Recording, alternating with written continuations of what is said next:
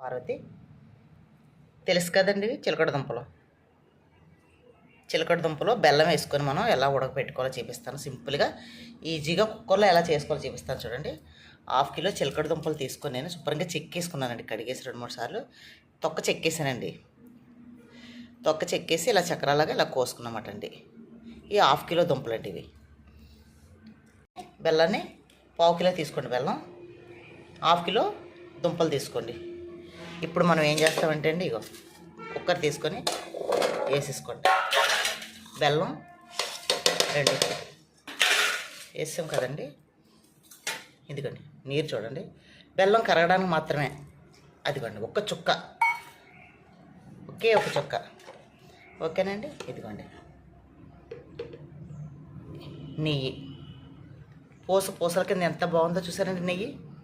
Packet నెయ్యిలు కొనుక్కోకండి. డబ్బులు ఎక్కువైనా బయట తెప్పించుకోండి. 10 రూపాయలు ఎక్కువైనా సరే మీరు ఎప్పుడైనా బయట శుభ్రమైన సరుకులు కొనుక్కోండి. శుభ్రంగా ఆరోగ్యాన్ని మనమే కాపాడుకోవాలండి. ఇదిగోండి నెయ్యి. ఇది పిల్లలకి ఎంత మంచిదో తెలుసండి. చిలకడ దుంప డాక్టర్లు ఎక్కువ తినమని చెప్తారు. పెద్దోళ్ళు తినమంటారు, పిల్లలే తినమంటారు. బెల్లం ఐరన్ అండి. నెయ్యి కూడా చాలా మంచిదండి. కొలెస్ట్రాల్ ఏంది నెయ్యి. నూనె తింటే, డాల్డా తింటే హెల్త్ పాడైపోద్ది. కానండి నెయ్యి వల్ల మనకి ఆరోగ్యం పెరుగుతుంది తప్పితే పాడవదు. ఓకేనండి. నీళ్ళు పోసుకున్నాము, బెల్లం వేసేసుకున్నాము. ఇది కుక్కర్లో 3 విజిల్ అండి. ఈ బెల్లం కొంచెం నీళ్ళు పోసాం కదా, బెల్లం కరిగిపోద్ది. తెలుసండి, ఇది మీ అందరికీ తెలిసిందే ఇది. కానీ ఏంటంటే పిల్లలకి ఇది చాలా హెల్దీ ఫుడ్ అండి. ఇది చాలా ఆరోగ్యం అన్నమాట పిల్లలకి. స్కూల్ నుంచి రాగానే ఏమన్నా అడిగినప్పుడు ఇవే పెట్టండి, ఇలాంటివి పెట్టండి. చూపిస్తాను చూడండి నేను అయిన తర్వాత ఎంత బాగుంటాయో.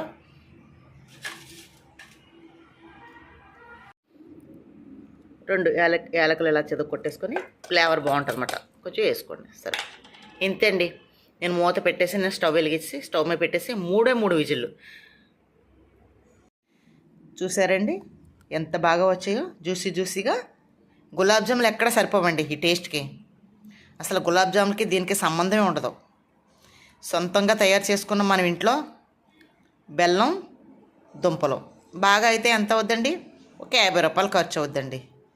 50 రూపాయలతో ఇంటిల్లపాతికి తినచ్చు. పిల్లలు తినచ్చు, మనం తినచ్చు, పెద్దవాళ్ళు తినచ్చు. ఇందులో అన్నీ కూడా హెల్దీయే కదా. నెయ్యి, బెల్లం, దుంపలు ఇలా చేసి పెట్టుకోండి. బయట ఎప్పుడు కూడా అలవాటు చేయకండి పిల్లలకి. ఓకే అండి. నా ఛానల్ ఫాలో అవుతుండండి, సపోర్ట్ చేయండి, సబ్స్క్రైబ్ చేసుకోండి. ఇంకా మంచి వీడియోస్ పెడతాను. పిల్లలకి ఏ రకాల హెల్దీగా మనం వండుకోవచ్చు అన్నది నేను ప్రతి వీడియోలో చూపిస్తుంటాను. థ్యాంక్ యూ అండి.